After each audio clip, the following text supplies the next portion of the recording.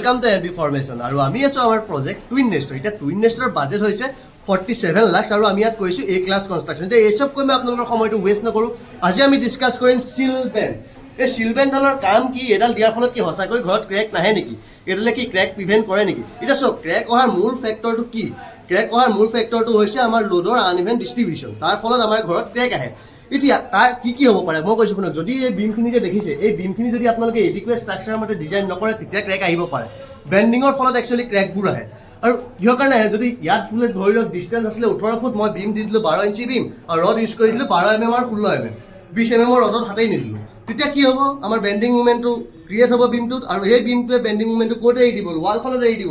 ৱালখনত এৰি দিয়াৰ ফলত কি হ'ব, ৱালখন ইমান এটা কেপেবল নহয় যে বিমৰ লোডটো ল'ব পাৰিব। তাৰ ফলত আহে আমাৰ ক্ৰেক। এতিয়া ক্ৰেক অহাৰ অকল সেইটোৱে লোড ফেক্টৰটোৱে নহয় বা ষ্ট্ৰাকচাৰেল ফেক্টৰটোৱে নহয়, আৰু এটা কাৰণ হৈছে ব্ৰিকৰ জইণ্টছবোৰ। এতিয়া আমি যিহেতু ইয়াত AHC ব্লক ইউজ কৰিছোঁ, AHC ব্লকৰ কাৰণে আমি যোনটো জইণ্টছ থাকিব লাগে এইটো হৈছে লেছ দেন 10 mm, মানে 5 mm ভিতৰত আমাৰ জইণ্টছখিনি থাকিব লাগে।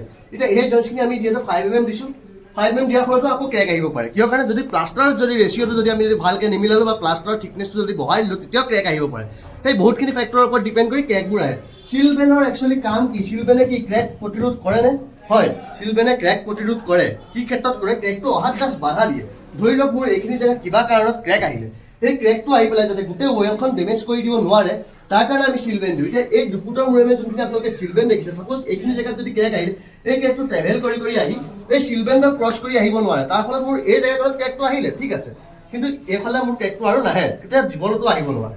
চ' সেইকাৰণে আমি সদায় ঘৰতো চিল বেণ্ড দিব লাগে।